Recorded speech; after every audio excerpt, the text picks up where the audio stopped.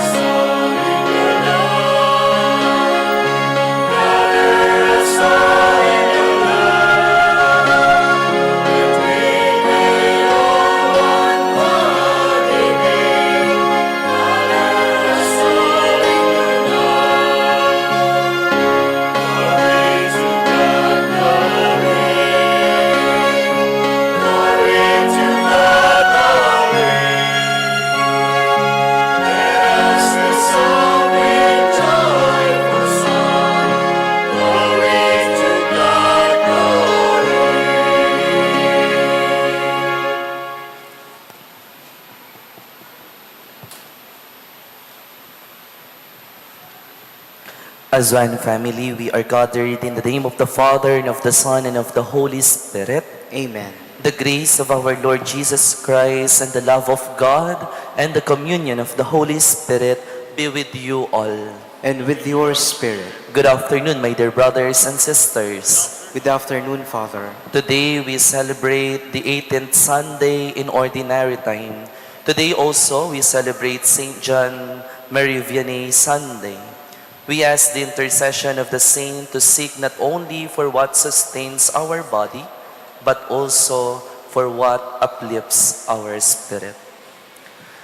Brothers and sisters, let us acknowledge then our sins and so prepare ourselves to celebrate the sacred mysteries. Altogether, I confess To Almighty God, and to you, my brothers and sisters, that I have greatly sinned in my thoughts and in my words, in what I have done, in what I have failed to do, through my fault, through my most grievous fault. Therefore I ask Blessed Mary, ever Virgin, all the angels and saints, and you, my brothers and sisters, to pray for me to the Lord our God. May Almighty God have mercy on us, forgive us our sins, and bring us to everlasting life. Amen.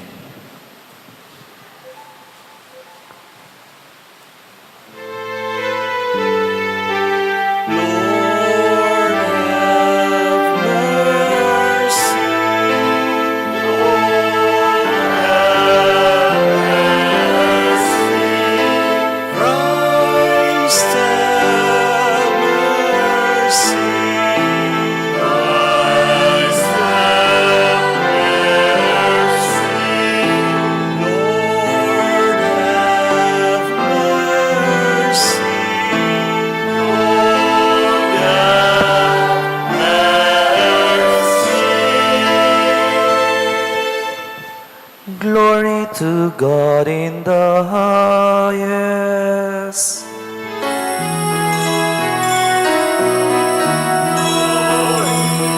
Glory to God on high. Glory, glory to God on high. Glory, glory to God on high. Glory, glory to God on high.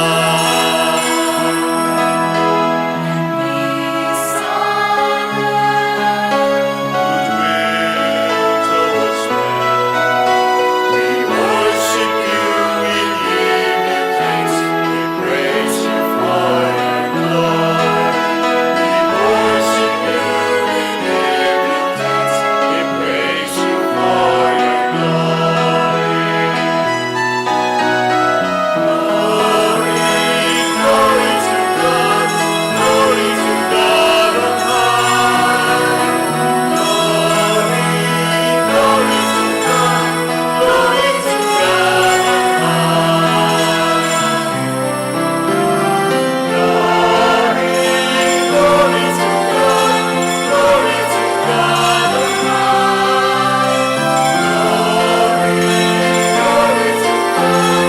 glory to God on high. Glory to God on high.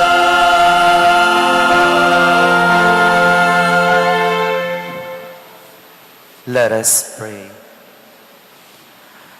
Draw near to your servants, O Lord, and answer their prayers with unceasing kindness, that for those who glory in you as their Creator and Guide, you may restore what you have created and keep safe what you have restored. Through our Lord Jesus Christ, your Son, who lives and reigns with you in the unity of the Holy Spirit, God, forever and ever. Amen.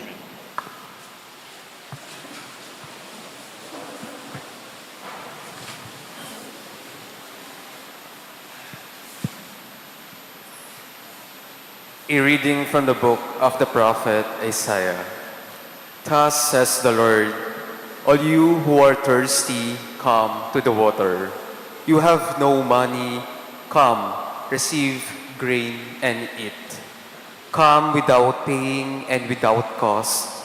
Drink wine and milk. Why spend your money for what is not bread, your wages for what fails to satisfy? Heed me, and you shall eat well. You shall delight in rich fare. Come to me heedfully. Listen that you may have life. I will renew with you the everlasting covenant, the benefits assured to David. The word of the Lord. Thanks be to God.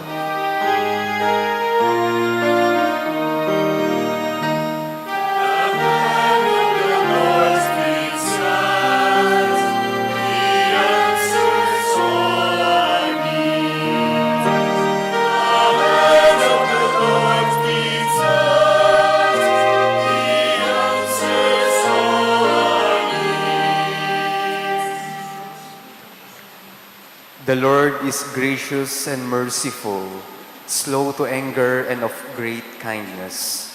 The Lord is good to all and compassionate toward to all his works.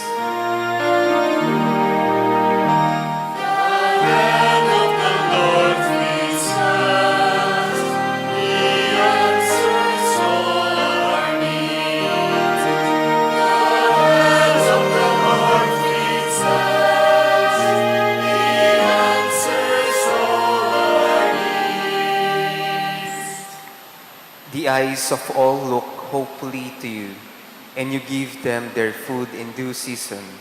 You open your hand and satisfy the desire of every living thing.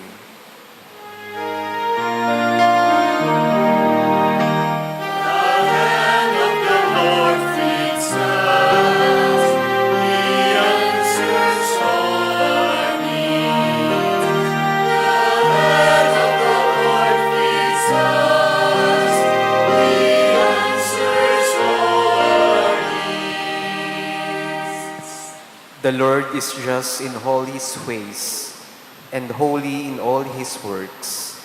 The Lord is near to all who call upon him, to all who call upon him in truth.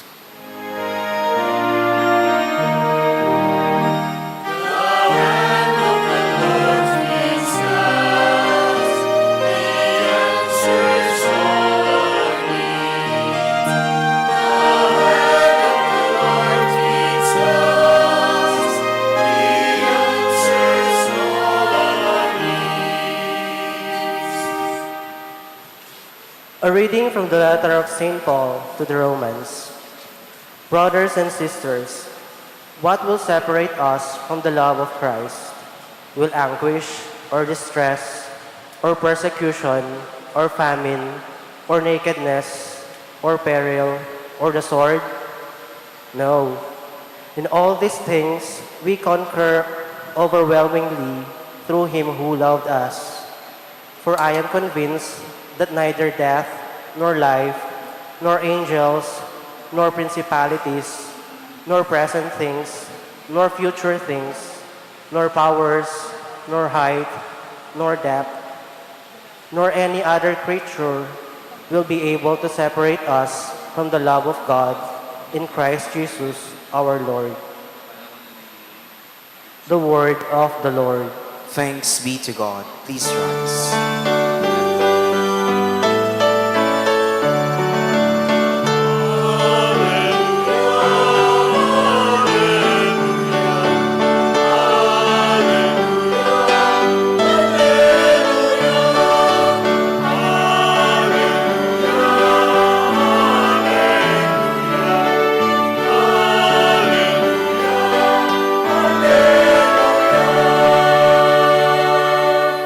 One that does not live on bread alone, but on every word that comes forth from the mouth of God.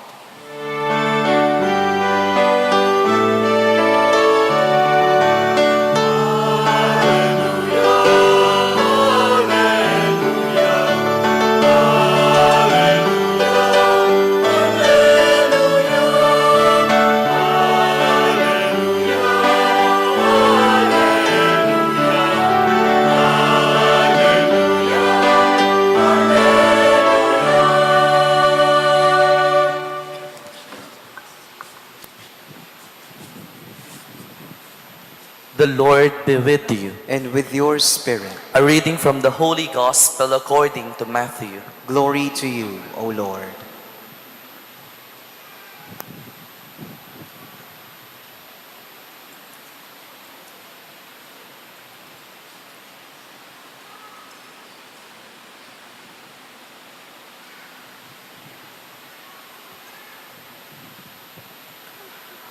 When Jesus heard of the death of John the Baptizer, he withdrew by boat to a deserted place by himself. The crowds heard of it and followed him on foot from the towns. When he disembarked and saw the vast throng, his heart was moved with pity, and he cured their sick. As evening drew on, his disciples came to him with the suggestion, "This is a deserted place, and it is already late. Dismiss the crowds so that they may go to the villages and buy some food for themselves." Jesus said to them, "There is no need for them to disperse. Give them something to eat yourselves." "We have nothing here," they replied, "but 5 loaves and a couple of fish." "Bring them here," he said. Then he ordered the crowds to sit down on the grass. He took the 5 loaves and 2 fish, looked up to heaven, blessed and broke them, and gave the loaves to the disciples, who in turn gave them to the people. All those present ate their fill. The fragments which remained, when gathered up, filled 12 baskets. Those who ate were about 5,000, not counting women and children.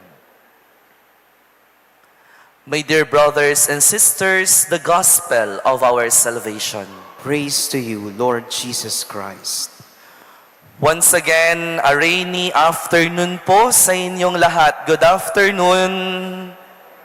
Ay, para kayong panahon, ang lungkot. Happy Sunday! Pakigreet po yung mga katabi ninyo ng Happy Sunday. Palakpakan po natin ang Panginoon. God is good. All the time, God is good. Today, we celebrate the 18th Sunday in Ordinary Time. Madaming tao po o marahil may mga nakasalamuha na kayong mga tao na sinabi nila sa inyo kung minsan sa buhay ninyo, "Huwag kang mag-alala, akong bahala sa'yo." Kami gagana ka, akong bahala keka. But we have a joke on it, hindi po ba? Pinalitan natin ito. Ikaw nga ang bahala, ako naman ang kawawa.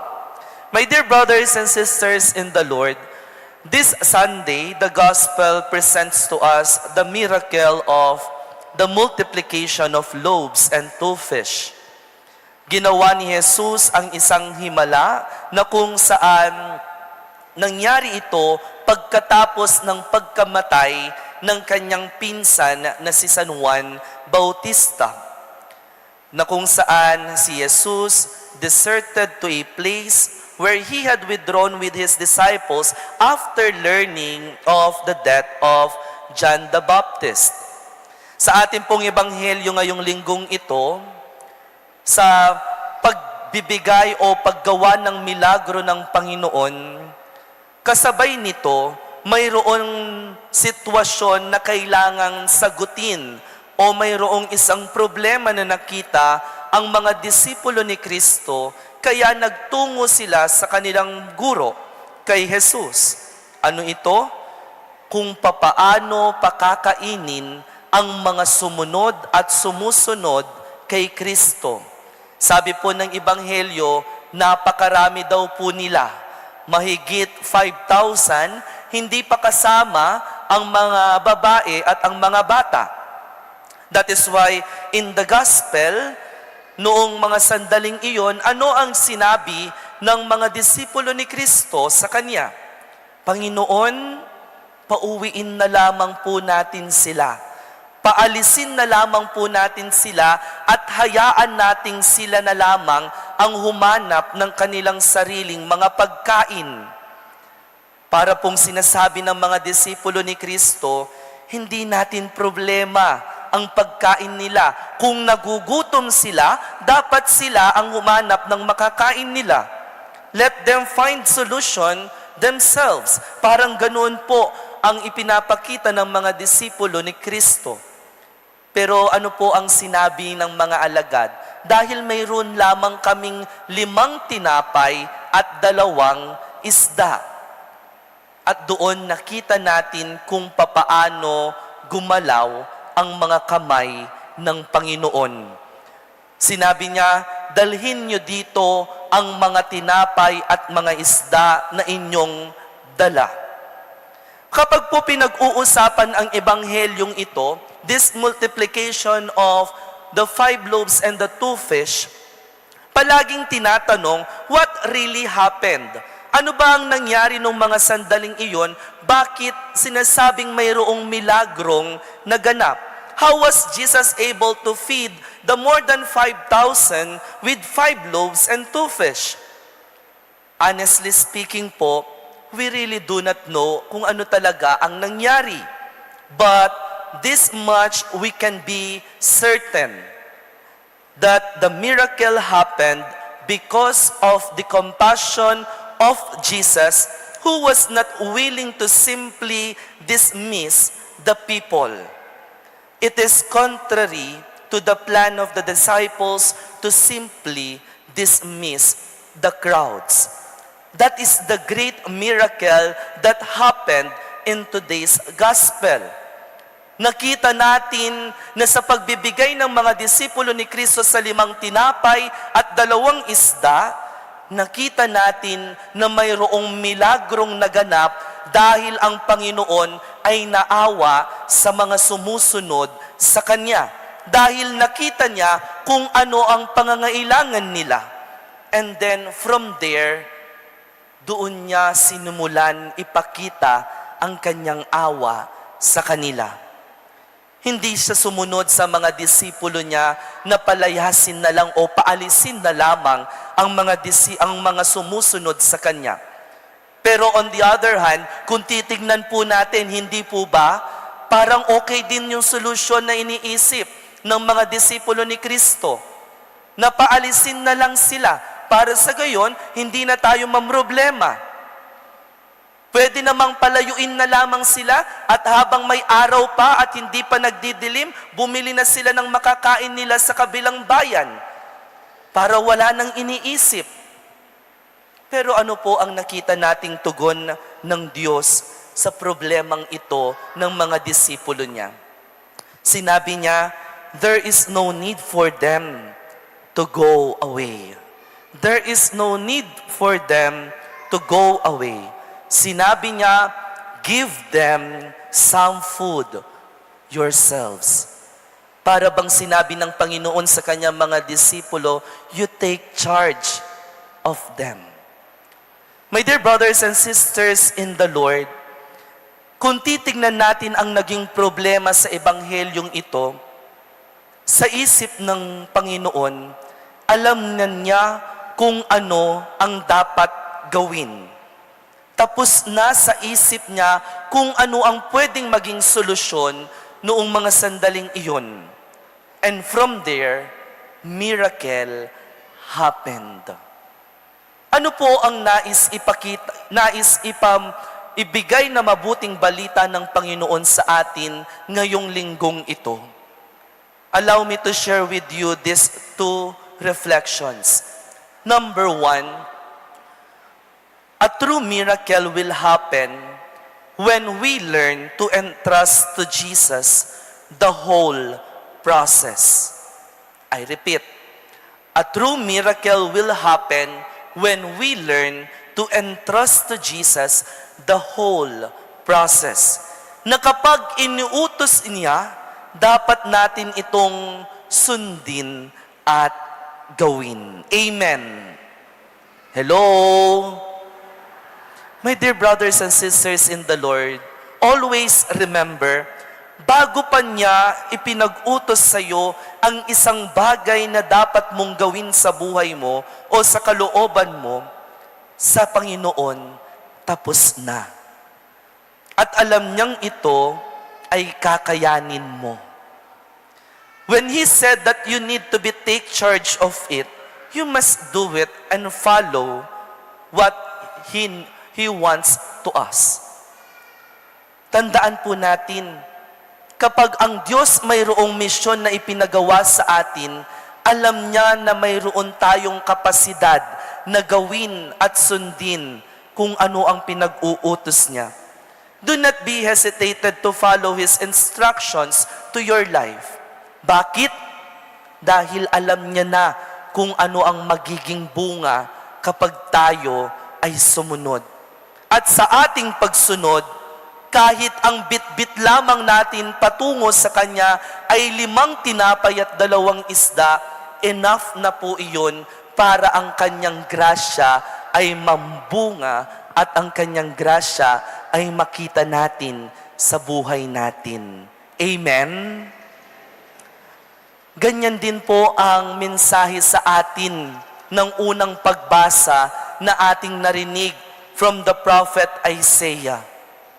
In the book of the prophet Isaiah, we heard kung papaano sinabi ng Panginoon, lumapit kayo sa akin, kayong mga nauuhaw. Mayroon pa pong mga specific na sinabi ang Panginoon. Sabi niya pa nga, in the translation of Filipino and Kapampangan, lumapit kayo kanako, kayong alang pera, nga na po, kayong alang kwalta. Sino po dito ang ayaw ng pera? Taas ang kamay. Sino po ang gusto ng pera? Taas ang kamay. Ayan, ang daming nakataas. Nepo, pelalo anak makatas. My dear friends in Jesus, yan po ang paalala sa atin ng Panginoon. Ang unang paalala sa atin ng Panginoon ngayong linggong ito. Na sa mata ng Diyos, kapag tayo ay sumunod sa Kanyang proseso na ninanais sa ating buhay, doon magaganap ang tunay na milagro sa bawat sandali ng ating buhay. Amen. Palakpakan po natin ang Panginoon. The second message of today's gospel to all of us is this. A true miracle will happen when we learn not to run away or turning our back from the problems and difficulties that will arise. Ang totoong milagro ay mangyayari kapag tayo ay hindi tumalikod at sumuko agad sa mga problema at mga bigat na dinadala natin sa buhay natin. Amen? For short, kapag may mabigat na pasanin, kapag may mabigat na problema, huwag agad-agad sumuko.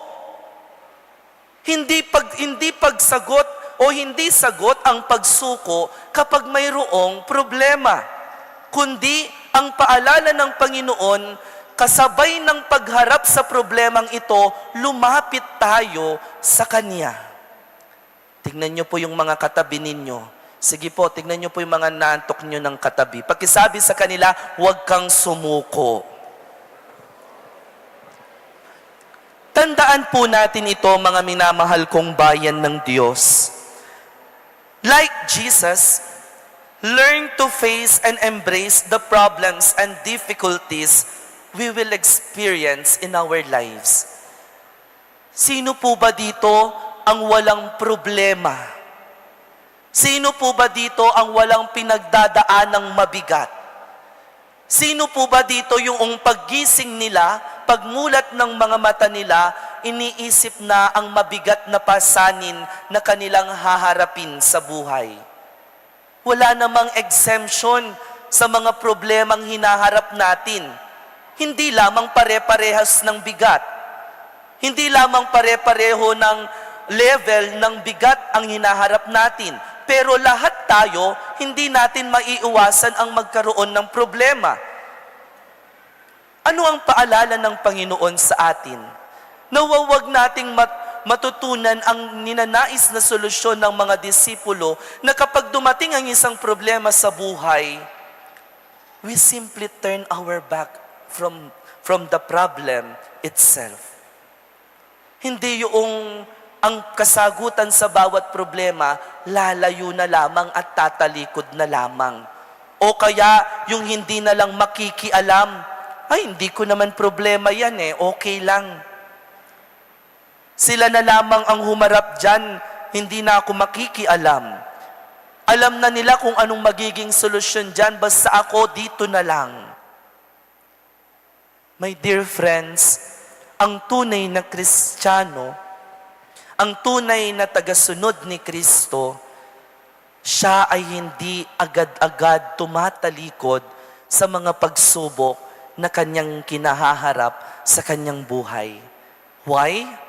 Dahil alam niya na magmimilagro ang Diyos at may gagawing milagro ang Diyos sa kanyang sarili. Amen?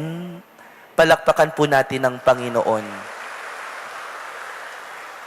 Tandaan po natin, hindi kasagutan ang pagtalikod sa maraming pagsubok na hinaharap natin sa buhay. Alam niyo po ano ang tunay na kasagutan? Ang lumapit sa Diyos at hingin ang kanyang tulong upang makita natin ang tunay na milagro. Ito po ang dalawang paalala sa atin ng Panginoon ngayong linggong ito. Mga minamahal kong bayan ng Diyos. Una, tandaan natin, kahit 5 tinapay at 2 isda lamang ang ating bitbit, basta lumapit tayo sa Diyos, ito ay sasapat na.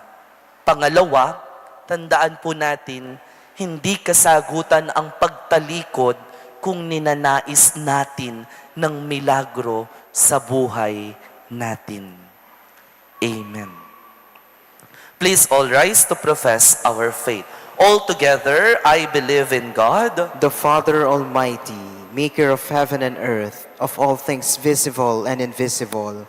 I believe in one Lord Jesus Christ, the only begotten Son of God, born of the Father before all ages, God from God, light from light, true God from true God, begotten not made, consubstantial with the Father. Through him all things were made. For us men and for our salvation, he came down from heaven, and by the Holy Spirit was incarnate of the Virgin Mary and became man. For our sake he was crucified under Pontius Pilate. He suffered death and was buried, and rose again on the 3rd day in accordance with the Scriptures. He ascended into heaven, and is seated at the right hand of the Father. He will come again in glory to judge the living and the dead, and his kingdom will have no end.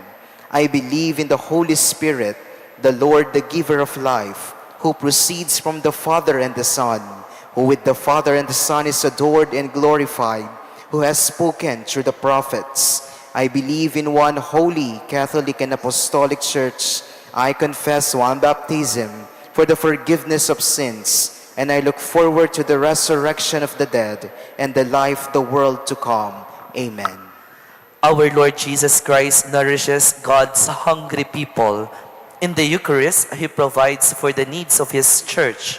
He sends His disciples to bring the good news to all.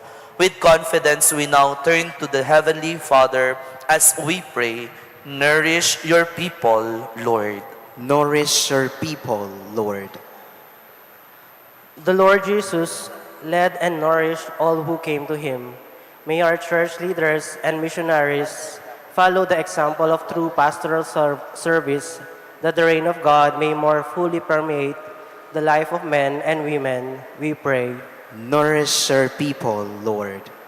The Lord Jesus multiplied bread and fish to feed the hungry. May our government officials care for the poor and the needy through meaningful and effective programs of employment, housing, education, and land reform, we pray. Nourish your people, Lord. Saint John Mary Vianney was renowned as a confessor, multiplying bread to feed the hungry and leading many to conversion. May the clergy follow their patron saint's example as a shepherd after the Lord's own heart, we pray. Nourish your people, Lord. May the Catholic faithful pray for the contribute to the ongoing formation of priests so that, like Saint John Mary Vianney, they may lead God's people to holiness and fidelity, we pray. Nourish your people, Lord. May those in need of repentance, the needy, the suffering, and the dying experience the Lord's great love through the intercession of Saint John Mary Vianney, we pray. Nourish your people, Lord. Let us pray for the urgent concerns of our community and our personal intentions. We pray. Nourish your people, Lord. Almighty Father, bless your people and do not them be separated from your love. We ask this through Christ our Lord. Amen.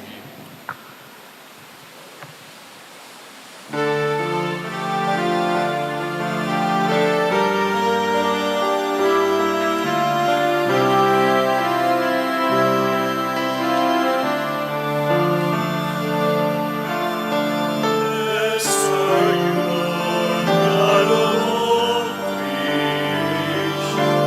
Thanks to your goodness, this bread we offer, fruit of the earth, work of our hands. It will become the bread of life. Blessed be God. Blessed be God, blessed be God, forever, amen. Blessed be God, blessed be God, blessed be God, forever, amen. Blessed are you, Lord God of all creation. Thanks to your goodness, this wine we offer, fruit of the vine, work of our hands. It will become the cup of joy. Blessed be God. Blessed be God, blessed be God, forever, amen. Blessed be God, blessed be God, blessed be God, forever, amen. Blessed be God, blessed be God. Blessed be God, forever, amen. Blessed be God, blessed be God, blessed be God, forever, amen. Blessed be God, blessed be God, blessed be God, forever, amen. Blessed be God,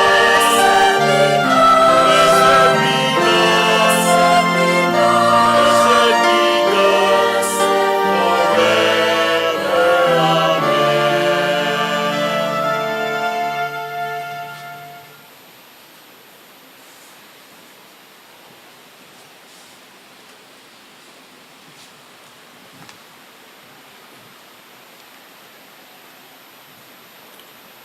Pray, brethren, that my sacrifice and yours may be acceptable to God, the Almighty Father. May the Lord accept the sacrifice at your hands for the praise and glory of his name, for our good and the good of all his holy church.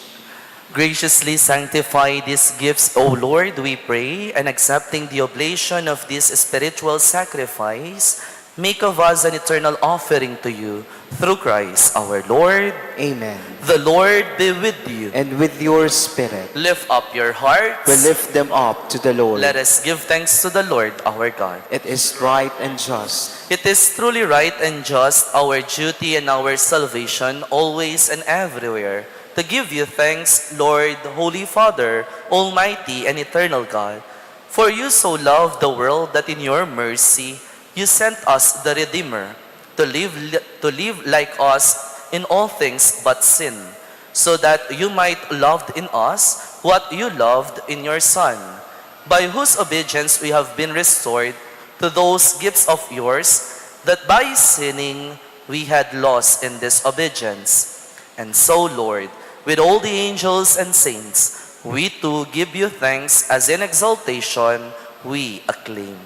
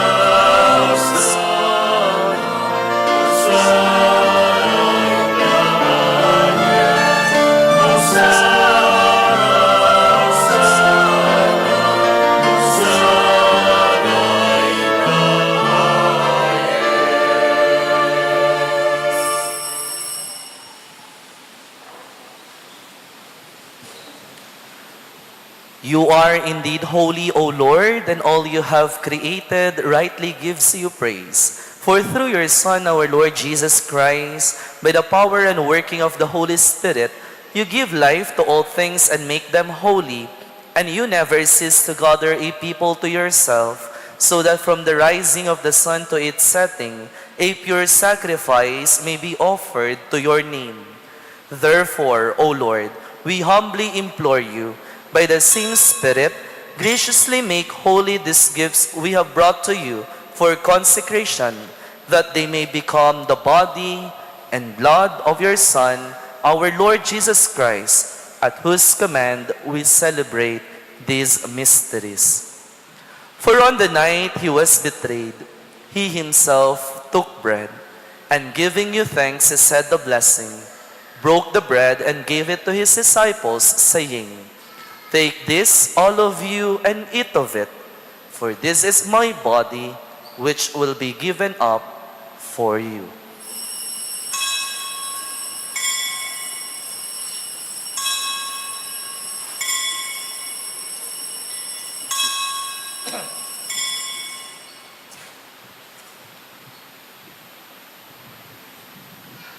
In a similar way, when supper was ended, he took the chalice, and giving you thanks, he said the blessing, and gave the chalice to his disciples, saying, "Take this, all of you, and drink from it, for this is the chalice of my blood, the blood of the new and eternal covenant, which will be poured out for you and for many, for the forgiveness of sins. Do this in memory of me."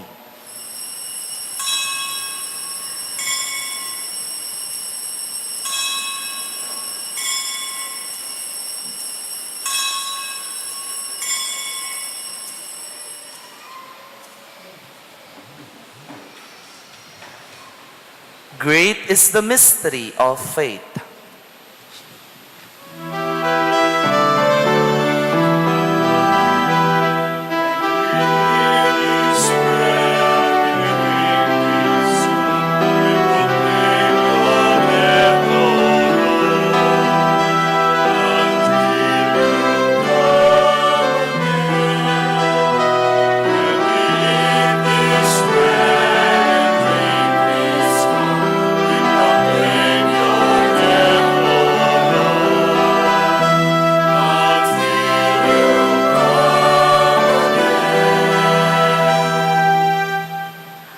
Therefore, O Lord, as we celebrate the memorial of the saving passion of your Son, his wondrous resurrection and ascension into heaven, and as we look forward to his second coming, we offer you in thanksgiving this holy and living sacrifice.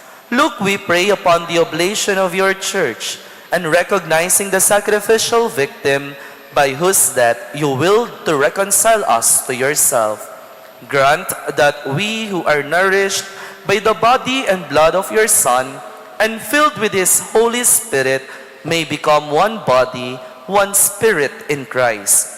May he make of us an eternal offering to you, so that we may obtain an inheritance with your elect, especially with the most blessed Virgin Mary, Mother of God, with blessed Joseph, her spouse, with your blessed apostles and glorious martyrs, and with all the saints on whose constant intercession in your presence we rely for unfailing help.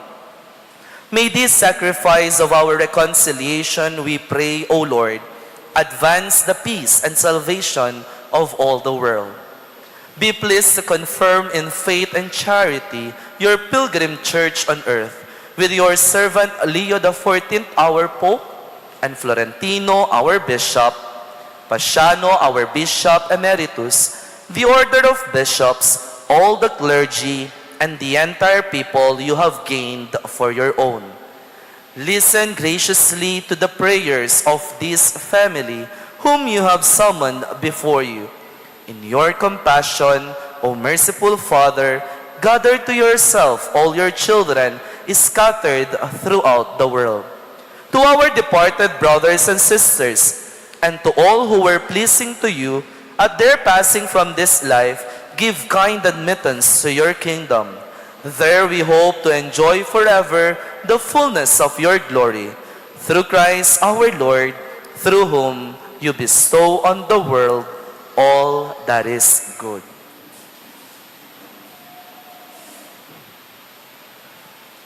Through him, with him, and in him, in the unity of the Holy Spirit, all glory and honor is yours, Almighty Father, forever and ever.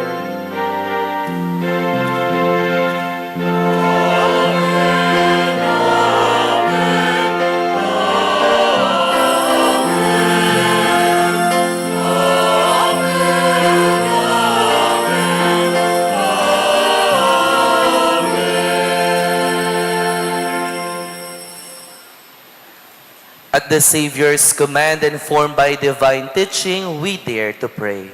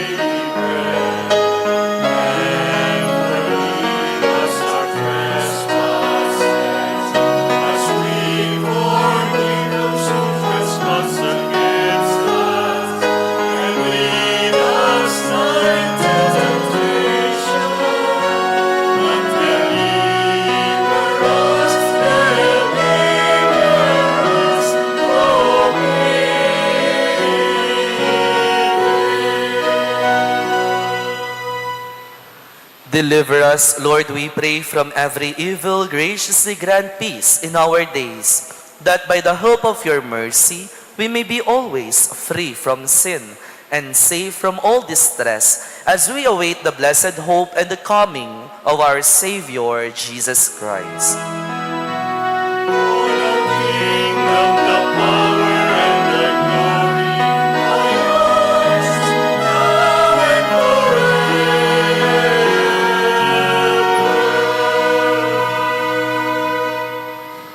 Lord Lord Jesus Christ has said to your apostles, "Peace I leave you, my peace I give you. Look not on our sins, but on the faith of your church, and graciously grant her peace and unity in accordance with your will, who live and reign forever and ever." Amen. The peace of the Lord be with you always. And with your spirit. Let us offer each other the sign of peace. Peace be with you po sa inyong lahat.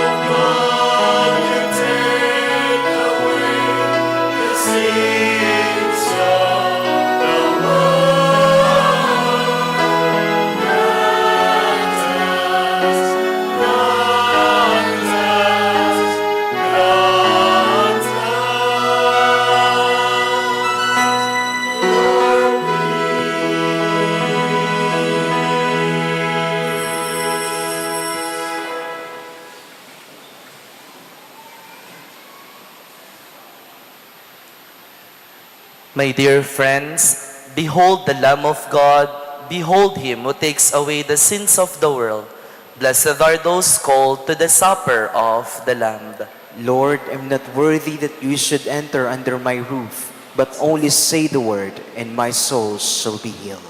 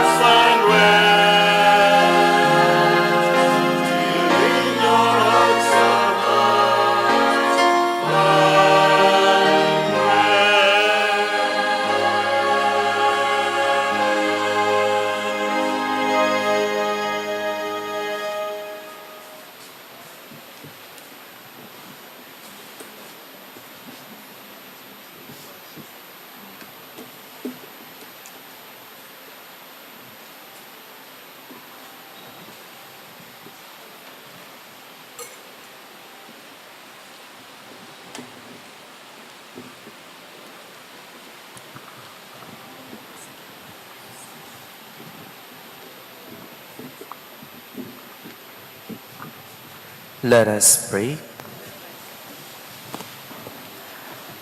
Accompany with constant protection, O Lord, those you renew with these heavenly gifts, and in your never-failing care for them, make them worthy of eternal redemption. Through Christ our Lord. Amen. Please kneel. Siluhod po ang lahat. Prayer to Our Lady of Lourdes all together.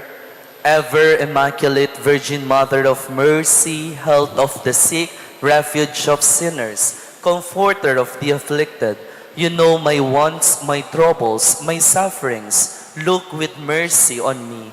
By appearing in the grotto of Lourdes, you were pleased to make it a privileged sanctuary, whence you dispense your favors, and already many sufferers have obtained the cure of their infirmities, both spiritual and corporal.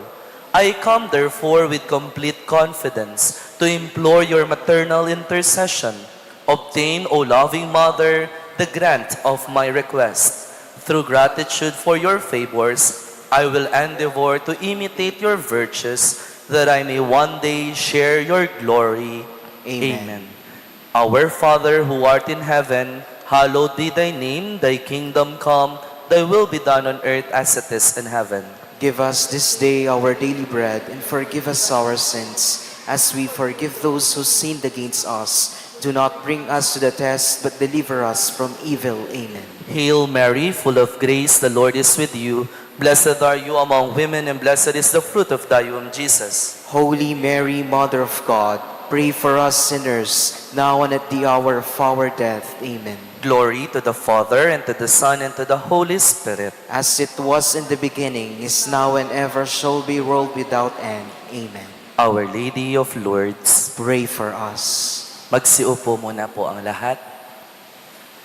Muli po, magandang gabi po sa inyong lahat. Good evening! Happy Sunday! Palakpakan po natin ang Panginoon.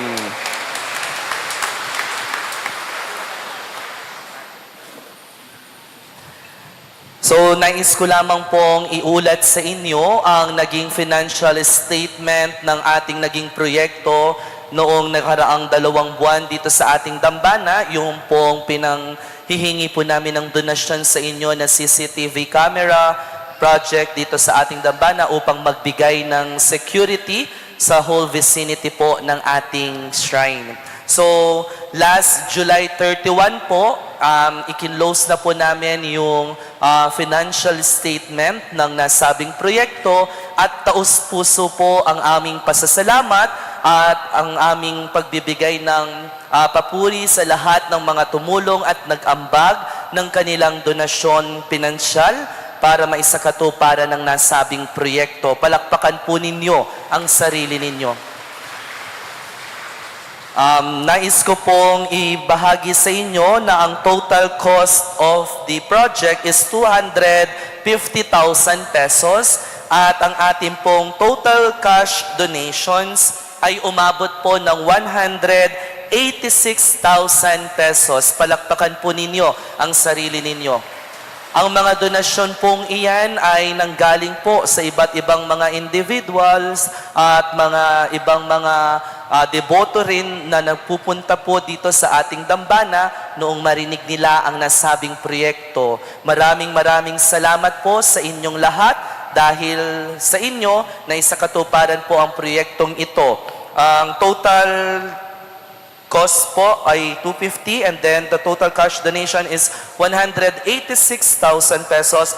May remaining balance po tayong 64,000 pesos pero mayroon po tayong isang mabuting kaibigan dun sa pinanggalingan ko pong parokya noong ako po ay deacon. Tumawag po siya noong malaman niya na may balance pa. He said, I will